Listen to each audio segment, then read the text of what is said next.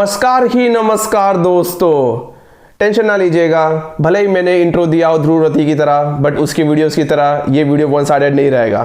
कोशिश जरूर करूंगा मैं। आज हम उस व्यक्ति के बारे में बात करेंगे जो ऑब्वियस रीजन से कंट्रोवर्शियल है हमारे देश में। कंट्रोवर्शियल आजकल कौन नहीं है? अगर जिसके मन में जो भी आ रहा है, अगर वो भौंकता ही जा रहा है या बोलता ही जा रहा है, तो ऑब्वियस रीजन से वो कंट्रोवर्शियल बन जाएगा। हम कुणाल कामरा की बात कर रहे हैं। मैं पहले बता देता हूं कि मैं इस वीडियोस में क्या क्या कवर करने वाला हूं।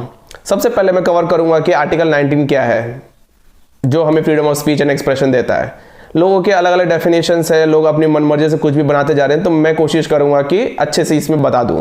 दूसरा चीज ये है कि हम कॉमेडी का यूज करके कैसे अंदर की गंदगी और सच्चाई बाहर निकाल सकते हैं, क्योंकि लोग इसका गलत फायदा भी उठाते हैं, वो सही से फायदा भी जरूर उठाते हैं।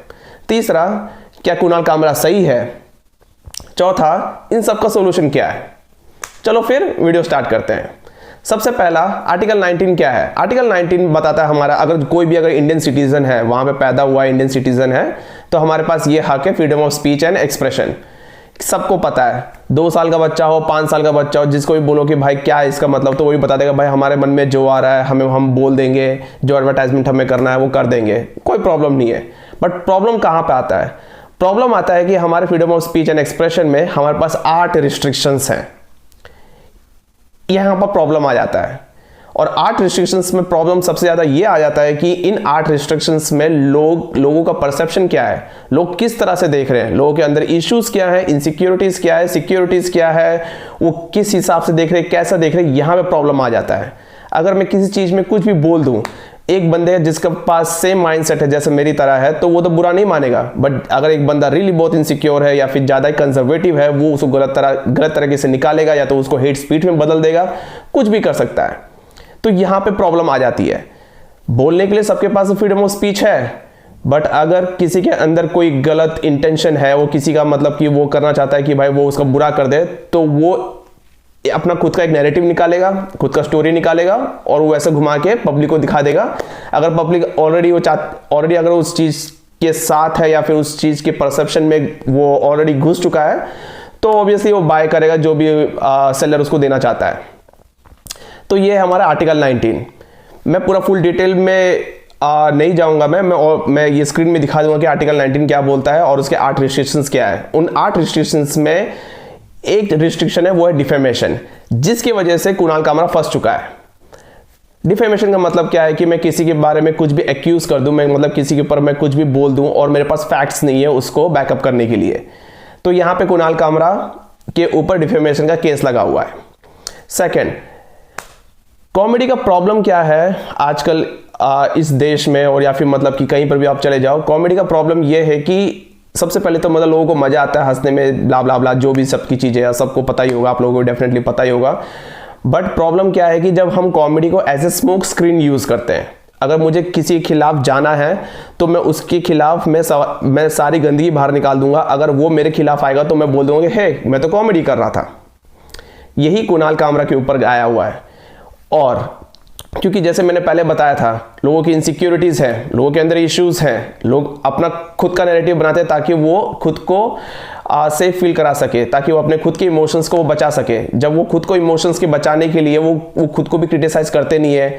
लोग खुद को, अगर आपने कभी इंट्रोस्पेक्शन किया होगा खुद के ऊपर, तो देखे होंगे कि मतलब 99.9% जो आपके आसपास लोग हैं उनमें से कोई भी इंट्रोस्पेक्शन नहीं करता है। जो इंट्रोस्पेक्शन नहीं करता है वो क्रिटिसिज्म ले नहीं पाता है।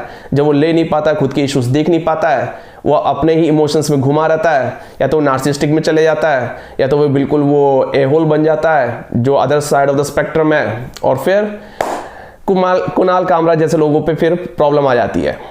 तो कुणाल कामरा सही है, हाँ और नहीं भी। हाँ इसलिए क्योंकि उसने सच्चाई अगर बाहर निकाली है, क्योंकि मुझे उसके बारे में बिल्कुल ज़्यादा नहीं पता। मुझे उसके कुछ कॉमेडीज पसंद है, वो बीजेपी के खिलाफ जाता है, क्यों नहीं जाओ, बुराई क्या है उसमें, किसी के खिलाफ जाओ, कोई प्रॉब्लम नहीं है। बट ऐसा नहीं है कि क्योंकि मैंने बोल दिया कि भाई आप बीजेपी के खिलाफ जाओगे तो फिर मतलब कि आप कांग्रेस के हो, मतलब कि सबके खिलाफ जाओ, कोई प्रॉब्लम नहीं है। क्रिटिसिज्म लो, लेना चाहिए, नहीं ले पा रहे तो खुद का प्रॉब्लम है, कुणाल कामरा का नहीं, ठीक है। पर मैं इतना जरूर बोलूंगा कि कॉमेडी का गलत यूज भी होता है। अगर आपको किसी के खिलाफ जाना है, अगर आपको बोलना पसंद है, पब्लिक में आप आराम से बोल लेते हो, अगर आपके हाथ में माइक है तो आपने सीधा सीधा बोल दिया कि भाई मुझे वो नहीं पसंद है, ये नहीं पसंद है, तो वो प्रॉब्लम आएगी। पर मैं इसमें एक चीज़ तो मैं आपको डेफिनेटली बता देता हूँ freedom of speech and expression में, जो मतलब कि लोग ज़्यादातर लेते नहीं है, वो है पर्सनल रिस्पॉन्सिबिलिटी, जो कि मतलब कि कहीं है नहीं। अगर आपने कुछ बोल दिया और लोगों को प्रॉब्लम हो गई है तो आपको पर्सनल रिस्पॉन्सिबिलिटी लेना पड़ेगा दोनों साइड से। ऐसा नहीं है कि मतलब कि क्योंकि लोगों के माइंडसेट्स होते हैं कि भाई मैंने तो तेरा कुछ बिगाड़ा नहीं, तो तू मेरा क्यों बिगाड़ रहा है, या फिर मैंने तो तुझे कुछ बोला नहीं तो तू मुझे क्यों कुछ बोल रहा है। वो विक्टिम माइंडसेट है, हम उसके बारे में दूसरी वीडियोस में बात करेंगे। बट मैं इतना बताऊंगा कि अगर कुणाल कामरा ने कुछ बोला है तो वो पर्सनल रिस्पॉन्सिबिलिटी ले रहा है, और जिसने उसके ऊपर बोला है, जिसके ऊपर भी उसने बोला है, उनको भी पर्सनल रिस्पॉन्सिबिलिटी लेना पड़ेगा कि भाई हमें भी थोड़ा क्रिटिसिज्म सहने के लिए थिक स्किन होना चाहिए। ठीक है, तो चौथा क्या आएगा कि क्या इसका सोल्यूशन क्या है। जैसे कि मैंने बताया कि पर्सनल रिस्पॉन्सिबिलिटी ये तो लेना ही पड़ेगा, क्योंकि इस एज ऑफ टेक्नोलॉजी में बहुत कुछ चल रहा है, सबके पास फोन्स हैं, सब अपने अपने ओपिनियंस लिख रहे हैं। अगर आप एक्स में हो, जो फॉर्मली नोन एज ट्विटर है, वहाँ पर आप देखोगे तो मतलब कि वहाँ तो पूरा भांसड़ी फैला हुआ है, और ऊपर से सबसे लार्जेस्ट पॉपुलेशन है हमारे पूरी दुनिया में, वहाँ पे तो लोग सिर्फ लिखते ही जा रहे हैं, तो शांत तो हो नहीं सकते। तो सिंपल सी बात है, इन सब का चीज़ क्या है कि पर्सनल रिस्पॉन्सिबिलिटी लो, छोड़ो उस आदमी को, क्योंकि सबका बोलने का हक है। पर इसमें एक ट्विस्ट जरूर आ जाता है, वो ये है कि 8 रिस्ट्रिक्शंस जो फ्रीडम ऑफ स्पीच में है, उसमें ये लिखा हुआ है कि कोई भी एक बंदा अगर उसमें sovereignty and integrity of India को छेड़ा है तो प्रॉब्लम हो सकती है। यहां पे बात अटक जाती है कि अगर आपने देश के खिलाफ कुछ बोला तो freedom of speech and expression आपसे छीन लिया जाएगा।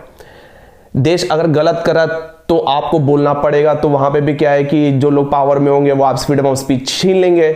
अगर देश सही कर रहा है फिर भी आप उसको गाली दे रहे हो, तो फिर मतलब फिर भी आपसे freedom of speech and expression क्या है, छीन लेंगे आपसे। तो ये लड़ाई क्या हमेशा चलती रहेगी।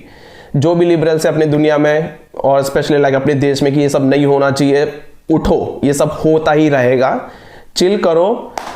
और बस